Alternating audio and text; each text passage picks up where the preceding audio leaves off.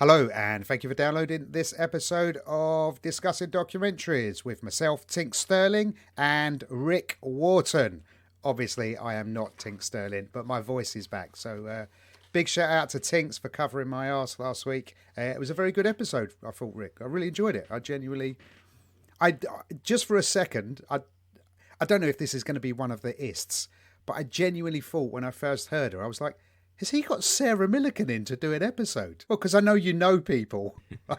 Yeah. You've seen some of the big name acts I've got in here. No, this is just very funny person. And incredibly lovely. She's been incredibly sweet to me on email as well. So thanks, Tinks, for covering my arse and come back.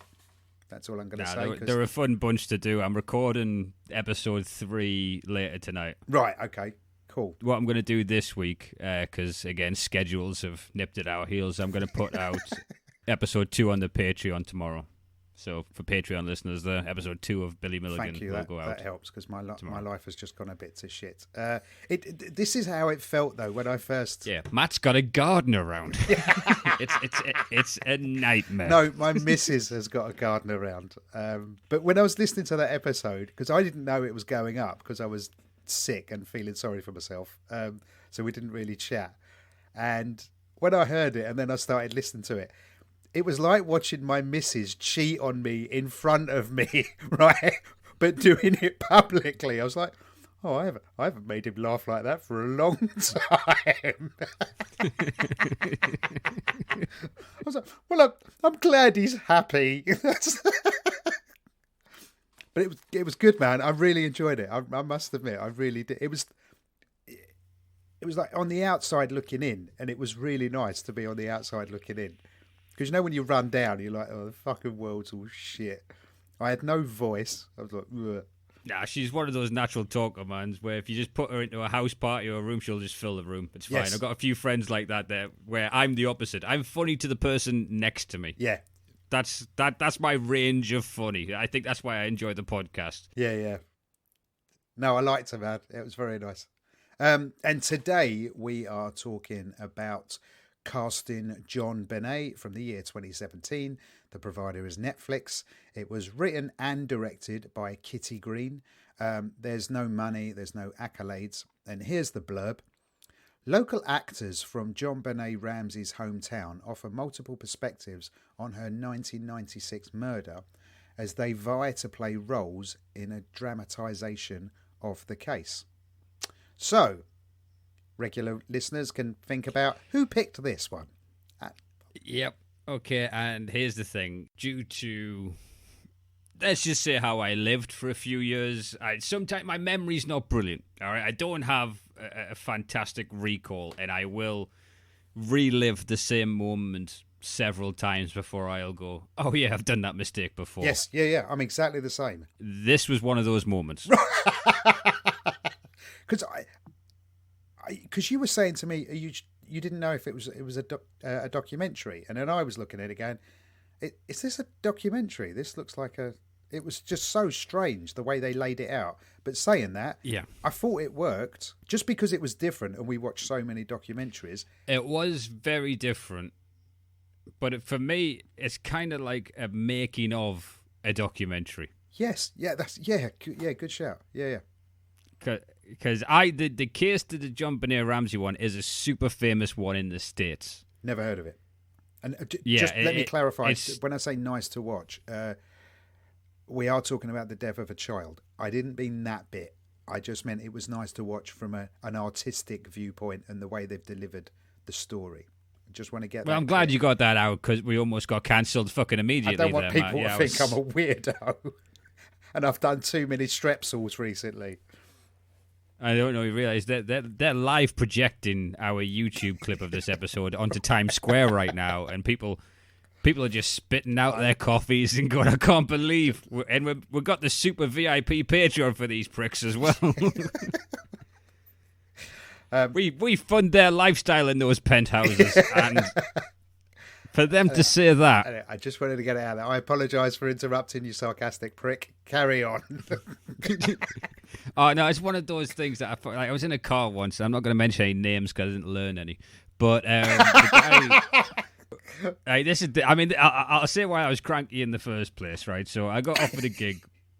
If there's any comedians listening, they send out a list to the whole planet, and you might get one off at once here or there, unless you drive. Yes. So I got offered a gig, and it was last minute. It goes, Rick, can you be at the Apollo Theatre for 5 o'clock, please? I was like, yeah, sure. So I get to the Apollo Theatre, where they film live at the Apollo, and I proceed to get into a Citroen and be driven to the arse end of Bristol.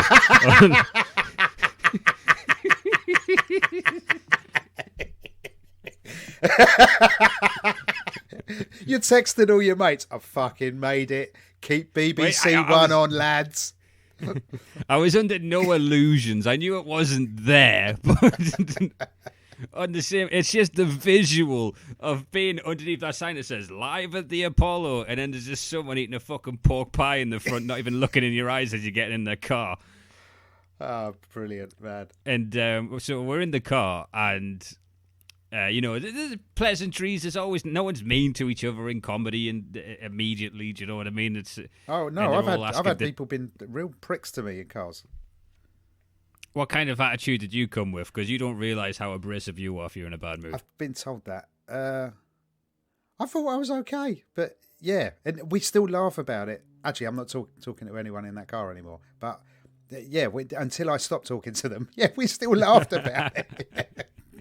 Well. So, all pleasantries. Then he gets talking about a conversation comes at me, and he goes, and the fella goes, and there's 4 of us in this car. I'm crammed in the middle seat in the back, and he says, so it's all this kind of football violence lot. And can I just say, I deplore that. He's talking about football violence, but he had to stop the conversation to a group of people and go, Can I just say I deplore that? And I just thought, mate, you're wearing a scarf in the car. I didn't think you're out on fucking Green Street anytime soon. Okay, yeah. Anyway, I'm against the killing of children. I deplore that. That was my point. Just want to go on record that I think what happened to JonBenet was not on.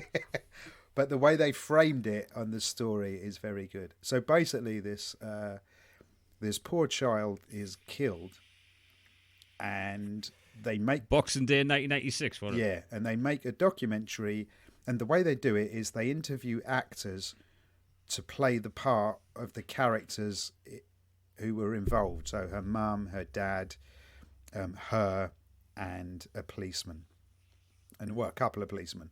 And it just, you get all the facts from these actors delivering their lines. And then here's the bit where we will get into this. They then, for some reason, started giving us the actors' opinions. It's so weird, isn't it? Yes. Yes, it's so fucking weird. For me, the most upsetting thing about this documentary was I saw what level I would have topped out as an actor. Yeah. I wouldn't even got a casting call for this. They wouldn't have phoned me up. That's just some weird geeky things about this one. It was partially funded by Victoria Australia Film Fund, which is Melbourne, if I'm not mistaken, if I know my Australia stuff, and the Sundance Film Festival. I quite like that collaborative money from around the globe to make a documentary. I think that's quite good. I bet they were pissed off with the final product. Because if you look at the true crime stuff you've got on Netflix, and there is a fucking lot in, possibly one of the best treasure troves to go through of true crime. Yeah. And you go, wow, you've got the JonBenet Ramsey one to do. And you go, yeah, we're going to do something a little bit weird. we're not going to talk to anyone involved with the case at all. They just spoke to actors who were playing the parts, and it was what they'd learnt about the case. Hang on a fucking second. Have you seen Making a... I know we keep referencing Making a Murderer, but they got the telephone conversations of the guy who might have done it from prison, right? Yeah. This one to me is just like, okay, so this chap Stephen Avery went to jail, was found wrongly convicted after 18 years. He gets out of jail, and the police then arrest him before he has a major civil case to make 30 million from those people individually for murder. And what we're going to do is we're going to do a documentary where we choose who the cameraman is going to be for that. It was so fucking It's just weird. Andrew Colburn wearing a moustache. And then we see a woman auditioning, and they were all wearing a red top, right? And they're playing the part of Patsy, her mum. And then this one woman says, "You know what? All the other actresses are wearing red tops." I looked at the videos, and Patsy was always wearing pearls, always wearing pearls. So I've always been wearing pearls. Listen, Olivier to Dustin Hoffman went, "Listen, instead of doing all that method acting shit, just act. That's all you got to do. That's what you get paid for. You don't have to wear the fucking pearls, lady." That really pissed me off. At that point, I was angry. I'm like, what the fuck? Just be an actress. That's what you are. I think that level of actor scratching up. Oh, fuck hell, he's got the right jacket. Well, it's going to have to be him, isn't it? Should we get Hugh Jackman for Wolverine? Well, he has got the metal coming out of his body already. I mean, it's really going to help save on the special effects. If I had the right tracksuit and a plastic Tupperware box of grapes, I could play the part of Matt Wills in the movie. Don't forget your peanut butter, Gary. Quick. Here's how my life... They would send Dwayne Johnson away. They'd be like, "Sorry, Dwayne, sorry." He's went to a service station for them berries. I've had a run of really bad gigs. Somebody hit my car and has smashed up my car. I lost... Is that since the one you crashed into the neighbour? Yeah. Oh, shit, what happened there? Or is that pending? No, did I talk about it on the podcast of what I did about rolling my sister's car into another car that was at the bottom of my drive? Yeah, I didn't realise it was your sister's. All right, yeah, that's why I messed it up. So basically, I wasn't in the car and I turned it on and it bounced forward quite a lot. No, I was parked up in Tesco before the Friday night gig, and I came out and I said to this woman, "Oh, I just moved my car. You can get in. You can get out your car." And she went, "I've already hit your car." I went, "Oh, have you?" And she went, "Yes." I went, "Okay." And then she backed out of the slot. I went round and she has mangled up the side of my car, and it's only a little scratch on hers. And then part of me is like, well, okay, well, look, no one got hurt, right? And it's only superficial damage. And then the other part of me is like, get fucking angry. If you're going to get angry at anything, this is what you get angry about. And I was like, well, she's probably already having a bad day. And she just got out of the car and she was just about to burst into tears. And I was like, "Hey, it's all right. It's just a car." And I was so zen. She was really laughing at you. She might have been, she might have been mugging me off. I saw a massive fella walk in earlier. I thought it was going to be his. But oh, Jesus! All right. No, she's just about. See you. Yeah, and she punched me in the face and drove off. It was. No, she was really, really lovely, and yeah. So that happened. Then I had a couple of bad gigs. My voice was only coming back. I haven't had a great week, is what I'm saying. Yeah. We're meant to, this company where I temp in part-time, they got bought out. Effectively, it's David and Goliath bought us out. So we were meant to record this yesterday. Goliath said no. That was what happened to my lunch break. Is that the is that the change around the office now? Yeah, Goliath said no, and that's all right. Oh, I've got no problem because man. Goliath is going to carry on paying me to be in comedy for another 3 months, so I've got no problem with that. But yeah, so apologies about yesterday. I work for the man now, and yeah, it's all slightly. Yeah, my life has changed dramatically since we last spoke. That's how it feels. And my garden's getting dug out.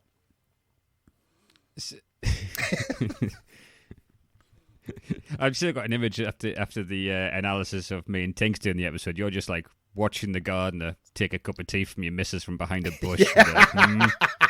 Well, because I'm insecure anyway, right? Slowly lowering your head down underneath the wall. He said 2 sugars. And I said this before, he looks like Jeff Norcott. So if she did run off with the gardener, I'd be like, well, you can't blame her. I mean, Jeff Norcott's a beautiful, brilliant comedian. So, yeah, fair enough.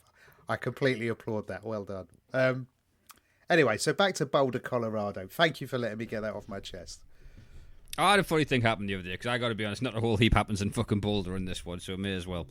So I'm staying up in Glasgow, which is the same timestamp as what's the environmental meeting It's thing the called? COP26. COP26, there we go.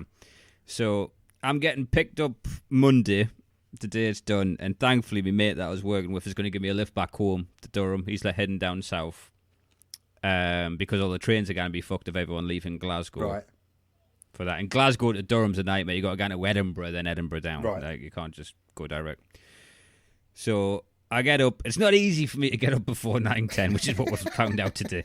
Like I'm just not that way wired. So I roll myself out of bed, and I get done. And it's kind of like the guy from The Shining. He was like, I was there for 3 days. He was never off the desk except for one point in the night. And I'm in the room next to the office. They've basically monetized what should be the staff areas with a couple of small rooms because everything's booked up in Glasgow Wow. for that thing. So like when I rolled over in the morning, I could hear him like shuffling pens like next to my head, if that makes sense, Yes. in my room. I think, oh, that's awful. He's definitely going to hear me masturbate in a second. When I send him the recording, he's really going to hear it. And so I pack up, go out, and he goes, sorry, sir, you're not going to be allowed to go out the front. So I'm getting picked up out the front of the hotel. And I'm like, what do you mean? He goes, there's a police incident on the bridge. And I'm like, what the fuck do you mean? He goes, you have to go. So I have to like go through people's gardens to get out. And I walk out. We need a comic out of the hotel. Airlift him. Send in the air ambulance. Yeah, it was. I've honestly, this is one of the most surreal situations because I've overpacked as well, so I could bring Championship Manager. So I just like brought the first 8 pieces of clothes I could, plus my laptop. And so hang I've on, got my big roller case. whoa. Let's just take one step back there, my handsome friend. So you just threw some clothes into a case, right? You didn't really give that much thought. But you took Championship Manager on your laptop. You carried your laptop with you so you could play Championship Manager. Yes, I did. You are fucking amazing. I've seen you travel. You travel with a toothbrush. That's it. You're like, yeah, I've got this. That's all I need.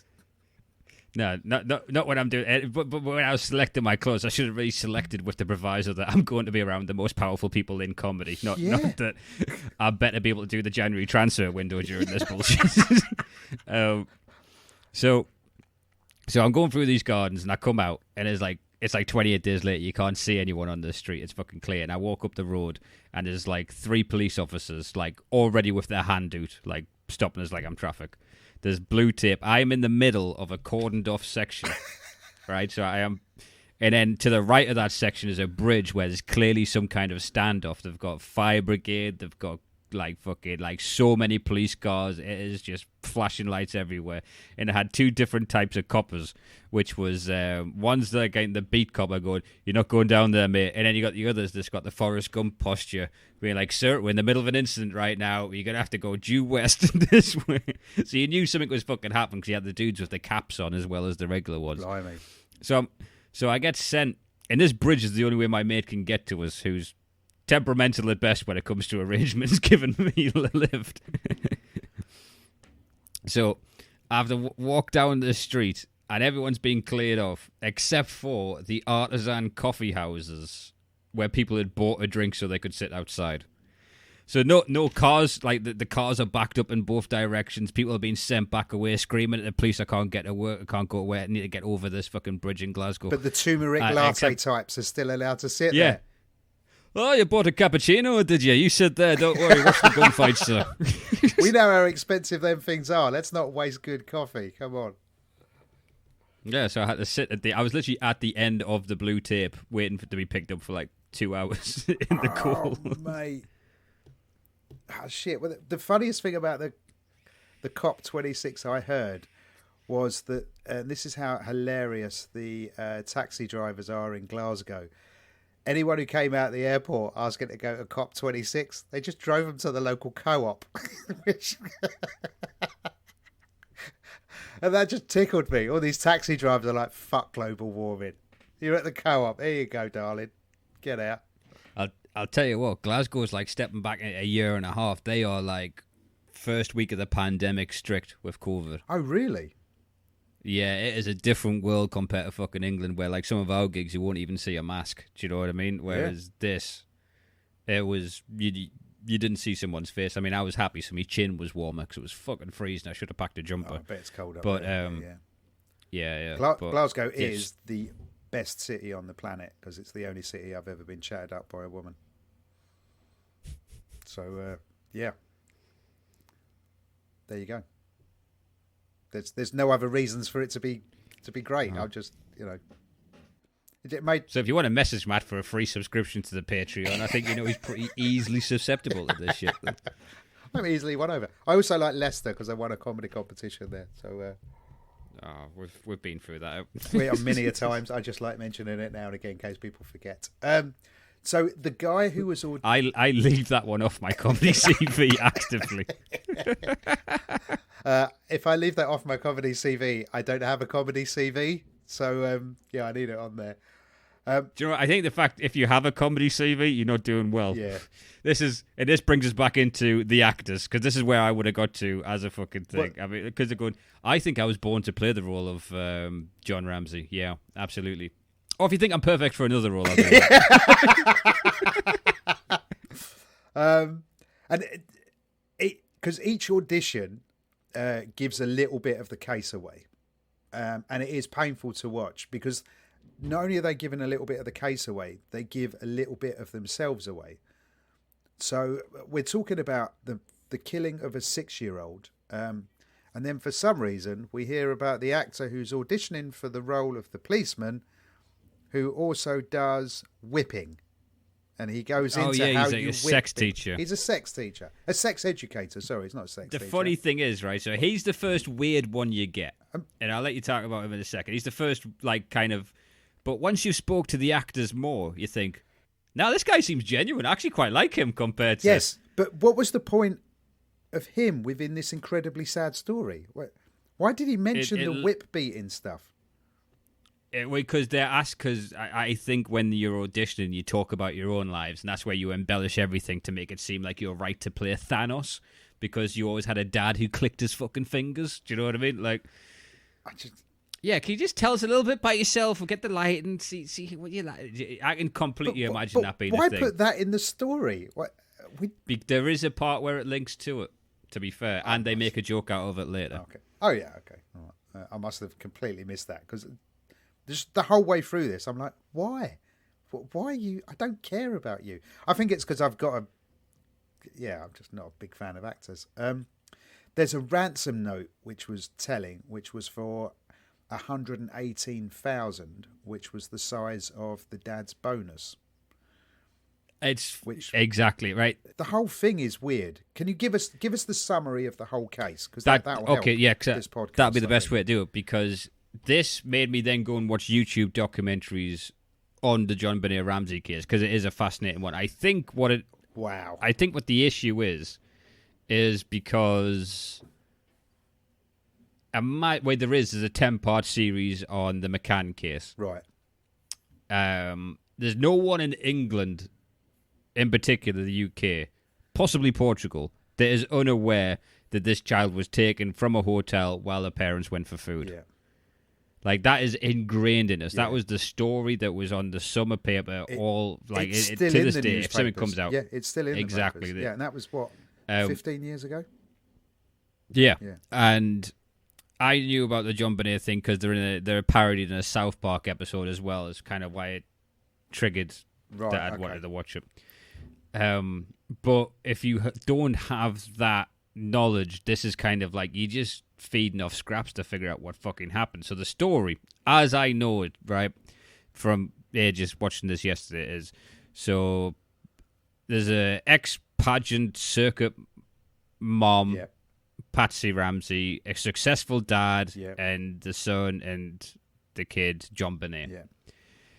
And she's a little girl. Just the JonBenet is a female name. And I've never heard that name before.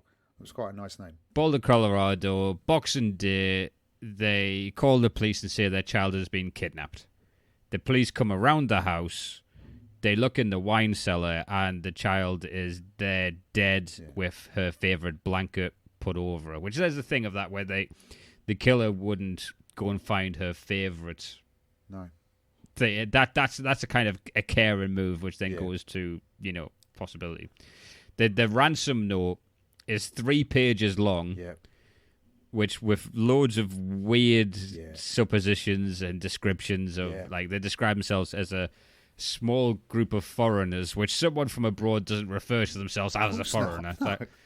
It's on the it's on the John Ramsey fucking headed note paper, with his pen. They had to find the pen in the house. Again, Boxing Day, no one heard this shit going on.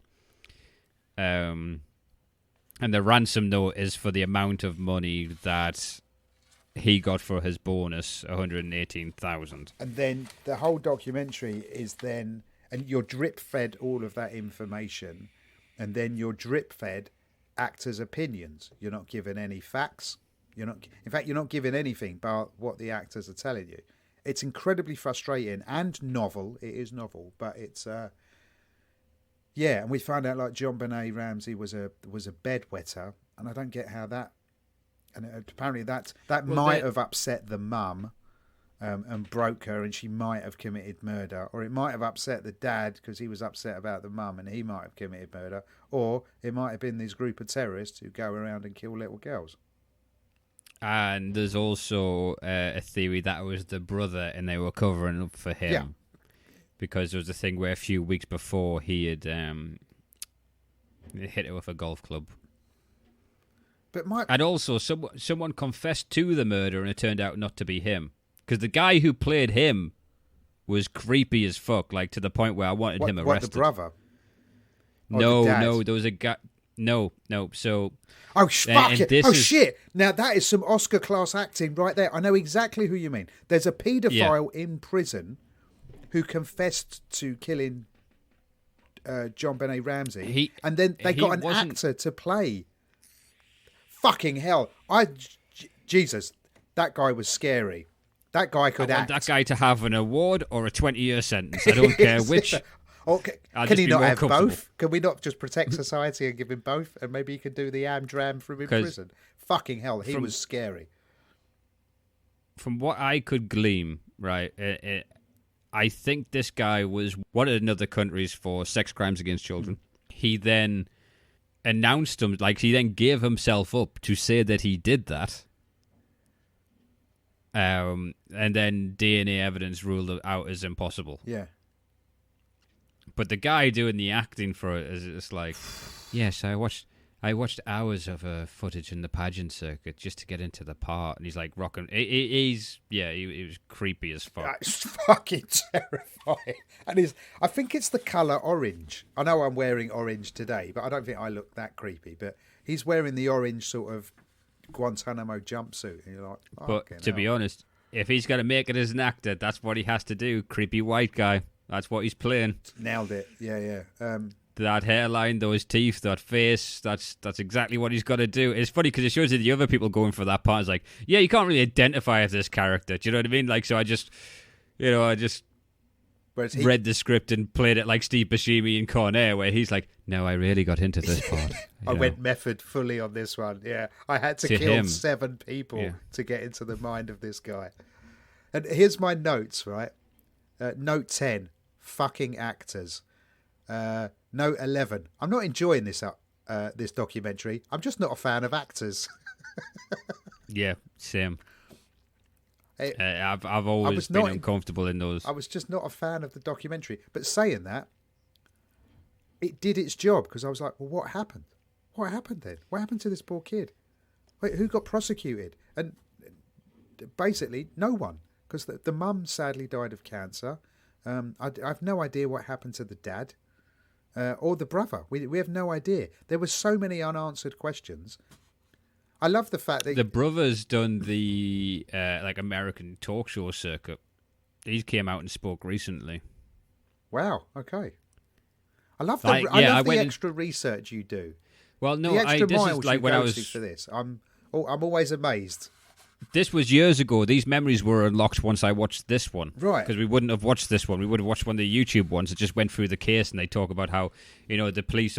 Because they do... It's funny because it almost ties into modern day with the QAnon people where they think it's some kind of illegal paedophile ring that they passed the children around and it was the Ramsey's turn and something went wrong. Yeah.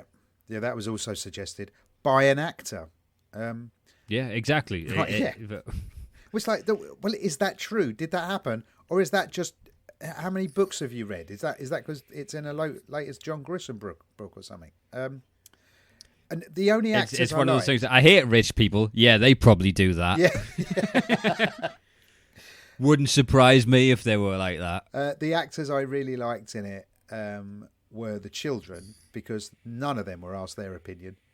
They were asked to act, and you know what they did? They just acted.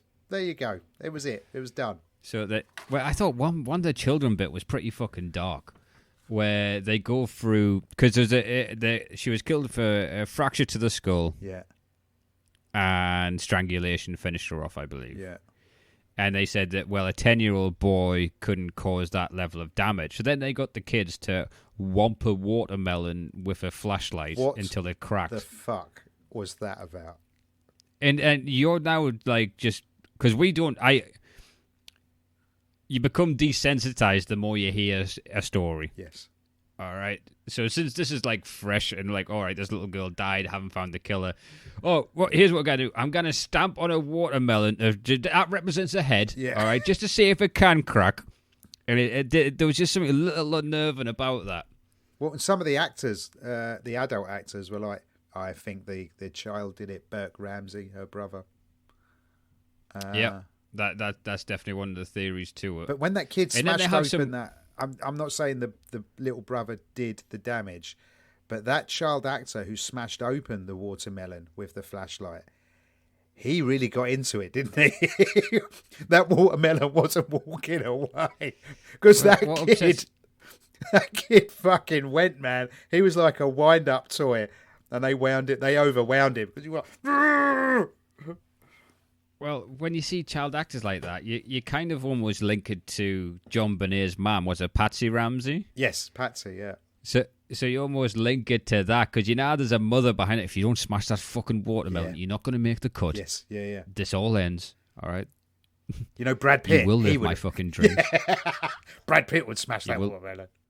What about the fact that she died on the 26th of December in 1996 at 6 years old?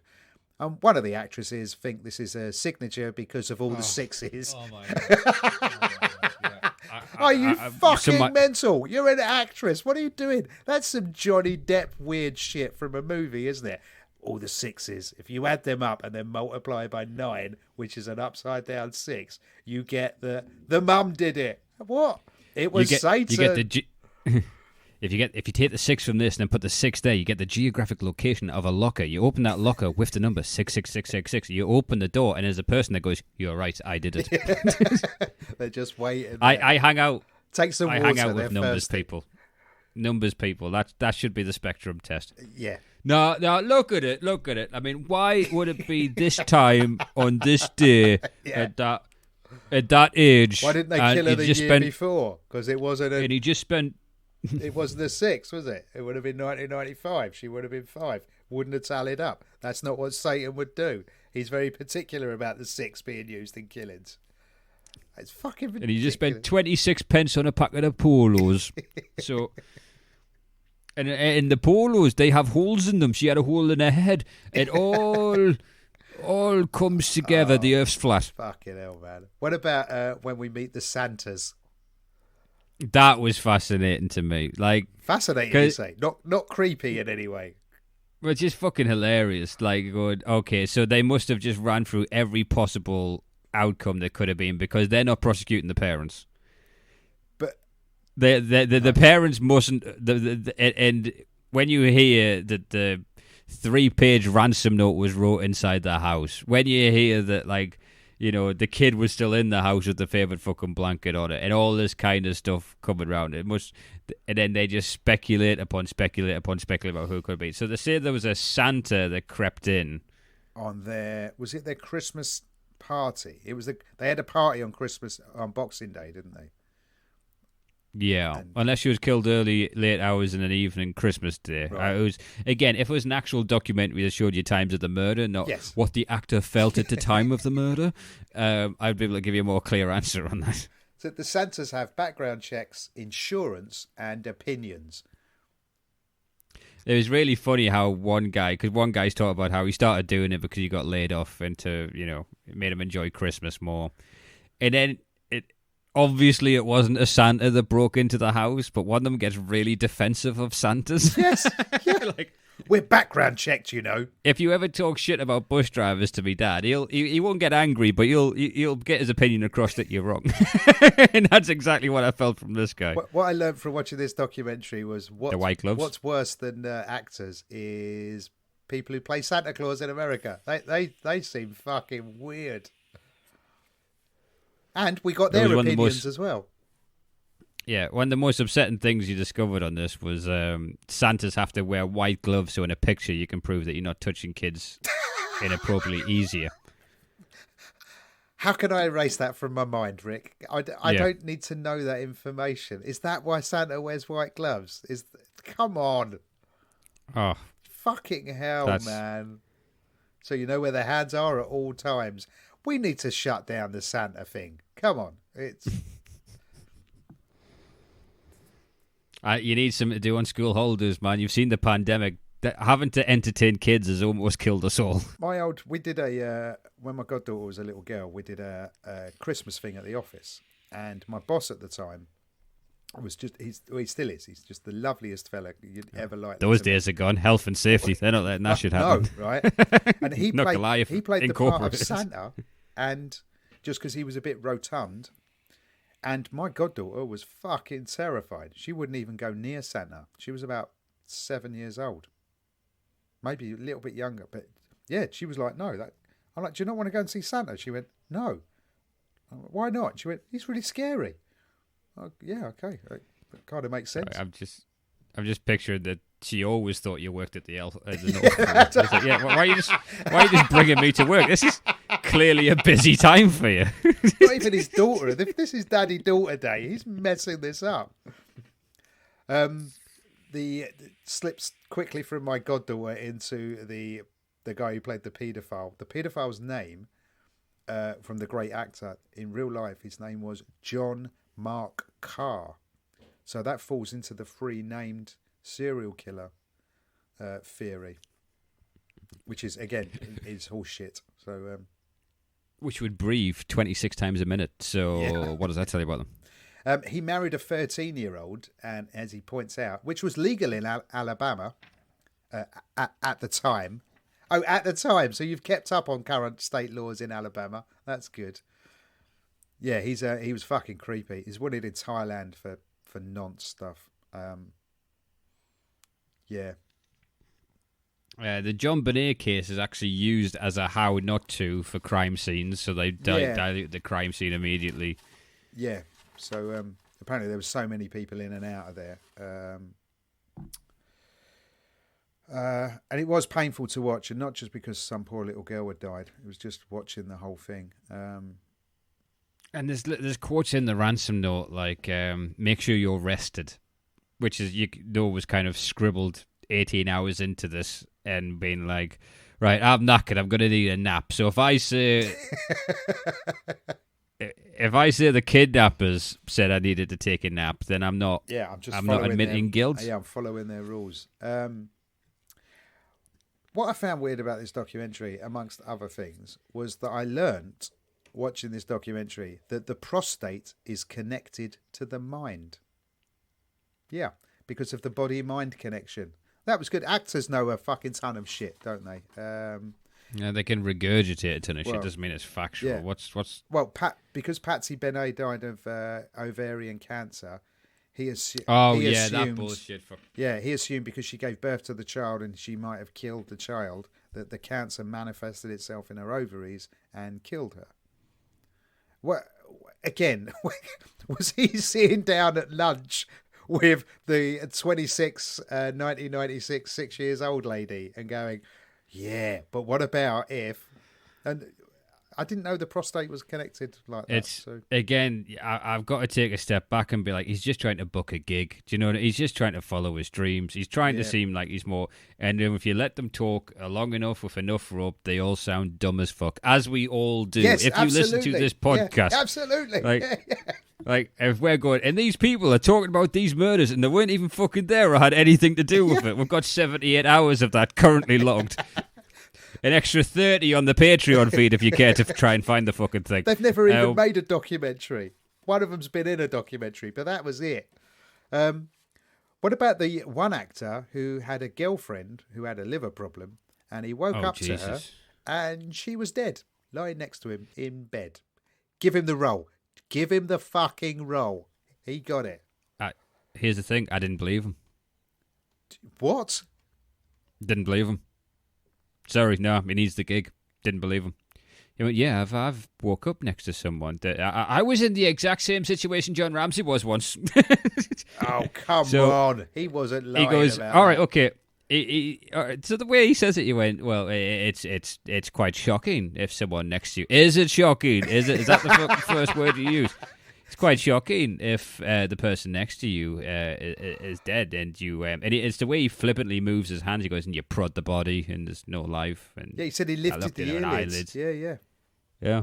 Fucking hell. Didn't do what normal people do. Would creep up and play Champ Man for 4 hours and go, is she still asleep? The great quote that he said was, I'm sure the dad was going through a lot of things if he was innocent. Oh, I see what you've done there. You've chucked in your opinion on what he might have done. Yeah, I get it. So who do you reckon did it? Because basically the documentary ends, we are none the fucking wiser. The only thing we know is a load of actors got some work and a poor little girl died. I 100% believe from the shit that I've seen, right, and the rest can all only be put down to speculation because it's a closed shop, that the last name of the killer was Ramsey. Right, okay. The one that makes one of the three. The one that makes the most sense to me, but that's just because the way the shit is if the younger brother had did it and then they're now protecting it so they have a child left because the other one's already gone. Because it was a tragic accident. He did it in a fit of anger. But when they say, this is when it comes back into the sex torture guy, the ligature marks were like remarkably sophisticated. Like someone had like a yachting qualification to be able to do those kind of knots. Yeah. Do you know what I mean? Yeah. Which, and there was no YouTube back then, so they wouldn't have. Yeah, they couldn't have checked that out how to do that. They would have to have known that, or read a book about knots after killing your child. So to figure it out, you know, with some kind of sense, that's where I would be leaning towards. But I have no fucking Scooby Doo, to be honest. I just know that watch. There was 16 series of Criminal Minds, and none of these pricks got in any of them. And only one guy deserved a role. And it was the one who played the nonce. You're like, okay. I was going to say the guy who had the poi whips was like, yeah, 1 second. The funny bit of him is because he looks like the cop from Breaking Bad. He's the brother-in-law from Breaking Bad. Yeah. And he looks like he plays a cop very well. Yeah. I did because again he seemed he didn't seem like he was pushing for the part. That's the thing you like about him. Yeah, you don't see someone's little intentions when their eyes flicker back and go. But I've also played victims as well, so I can. I'm multi-ranged. I've got a lot of bills to pay, so any work will do at this juncture. Sorry, could I tell that story again and imply my partner was female? Thank you very much. Yes, I just think I'll get into the role of JonBenet. I'm not sure again who killed this poor little girl. I'd like to say it wasn't the brother, but I've got a memory seared into my brain that I was having a fight with my sister and she turned around and she went, if you take one step closer, I'm going to throw this fork at you. And she threw the fork and it embedded in my eye. Oh, God. it's like Bottom, the prequel. Do you know what I mean? Like, there's Ian Edmondson and Rick Mail beating the fuck out of each other. And to be fair, I think after that we stopped fighting because that girl's fucking nuts. So I didn't fight with her ever again. I think our only fight after that was when we drove around Australia together. We had a fight in, I think it was Adelaide or Melbourne, in a van.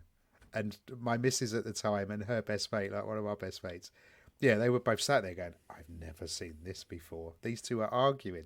Yeah, and I don't think we've argued since. So it was, Falk incident, Adelaide in the van, and that's it.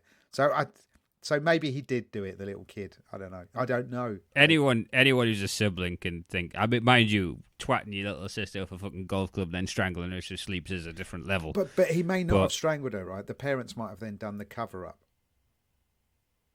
That would be post-mortem. That would show up. There's like, once your heart starts beating, shit bruises differently. Yeah, but again, maybe she wasn't. We're going to get into this. Maybe she wasn't completely dead, right? And he just donged her, and they went, "Wow!" And they couldn't take her pulse. Well, we're never going to get past Boxing Day at the hospital. So, me fucking 9 iron, Burke. Jesus, I got that yesterday. But what about? So with mine, 1 second. No, go on. So like, there was a time with me and my brother, we're coexist, because we shared a room, which looks like a cell now. Oh, wow. Do you know what I mean? So we had bunk beds until the age of like 12, 13, till we moved house. And he went away to uni. The year he came back from uni, when he had the post-uni blues, that's why I never came back. I saw what he went through, having to readjust to living at home. And we were playing the computer, and I beat him. We had a tally chart. In this tally chart, it was such a mind. Like, it was the reaching for the pen just to put that extra. I beat him on Pro Evo, and I'll never forget. He just picked up a bottle of Gaviscon and smashed it off my kneecaps. Like, and those are thick bottles. Those bottles of Gaviscon. Just smashed a bottle of Gaviscon off my kneecap, and I hit. My dad came in the room. I'm trying to strangle him for coat hanger. And. What, my dad didn't know what to do. So the end of the wire coat hanger, and then no. So if you imagine just like, it's like one of the plastic ones, which is a V, and I've just like gotten behind, like, trying to garrot him like in pun. Yeah. So I can understand that those things could go to that level. Yeah, but, so can I. If you've got a sibling, there's no one you've fought better with than with a sibling. But they were so young, there was nothing that could be done. Yeah. And you only ever see, by no means am I painting her out to as if, but the image everyone has of JonBenet is this floating angel forced into the pageant circuit. Do you know what I mean? Yes. Like, it even ends creepily with her dancing around in a fucking feather. I don't need to see that shit. No, don't need to see it. Yeah.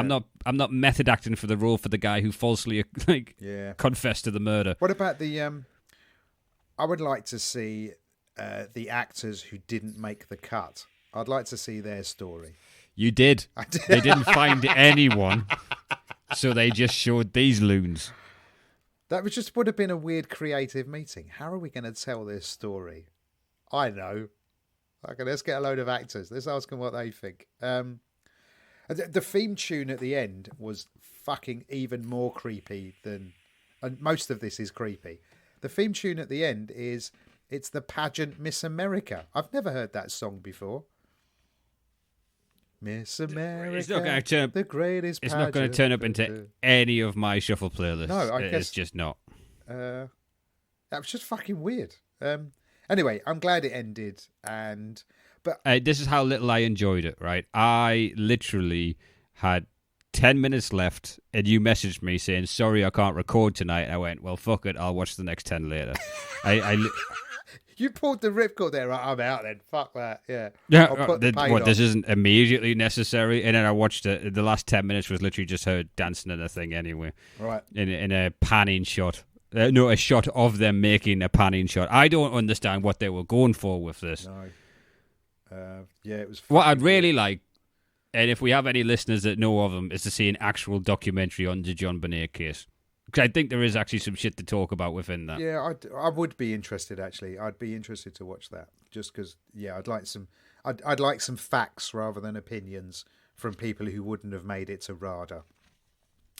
Saying that, though, we are being incredibly mean because we work in creative stuff and we're slagging down people who tried something and, in our opinion, it didn't work. So, boo us. Well, yeah. Boo. Yeah, without a doubt. That you hate in others what you see yourself. Like I said, I see exactly where I topped out at as I'm wearing me fucking Newcastle United top going, well, I figured wardrobe would have something for us.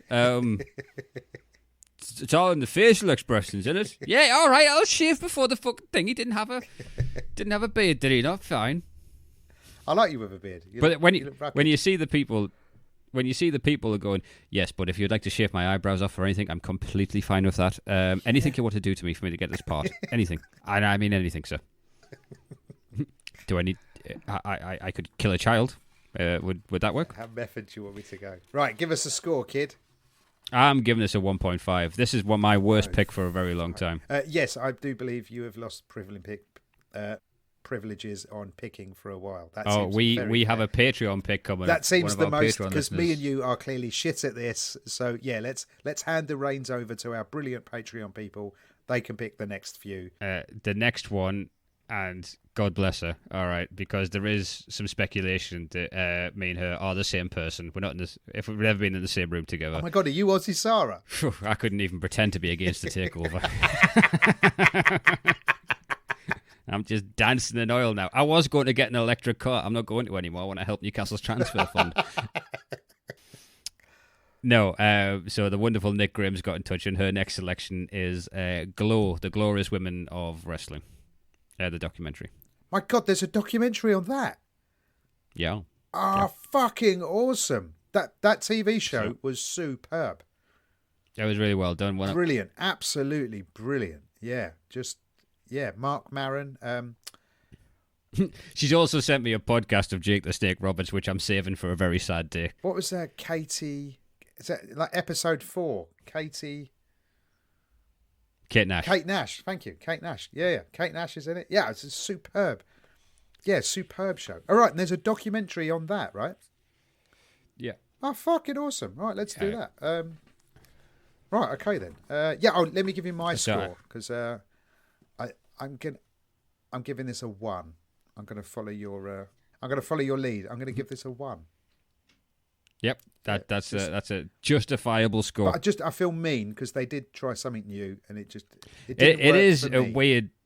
If the directors made other choices, this show in which we learned a child was murder could have got a 5. You know, and it's a waste of potential like that makes the JonBenet case such a hard thing to listen to. But thank you very much for listening. And the Christmas period is coming up. What are you going to get, family? I know. You get them a Patreon subscription to discussing documentaries. He's on fire, this kid. Ever since he's finished that 12-week marketing course, he's nailing it. Ricky has to register this year. You have no idea the fucking judo I'm having to do here. And if you want to see what I look like with no voice, I left a video message on our Facebook page, which I had to do because I still had to work, even though I had no voice, because I work for the man now, and because I don't like phoning in sick. Whenever you say you can't work, I love just catastrophizing something pathetic in the office. Yeah, it's really important. I can't do it. I hate phoning in sick. They ran out of paper clips, so Matt unfortunately had to cancel his dreams. They didn't ask him to, but he thought that if he didn't, they'd think he had a bad attitude. Yes. Yeah, that would kill me.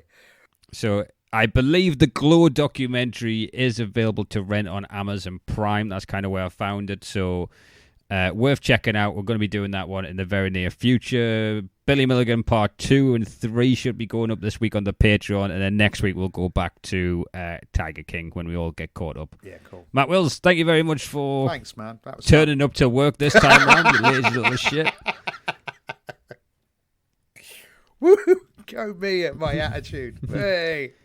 You came so close to Employee of the Month, but So close. back down the... Shit. How did you finish third? This is... All right, okay, and so I'll catch you soon, pal. Good luck with the gigs this week. Thanks, mate. I'll see you later.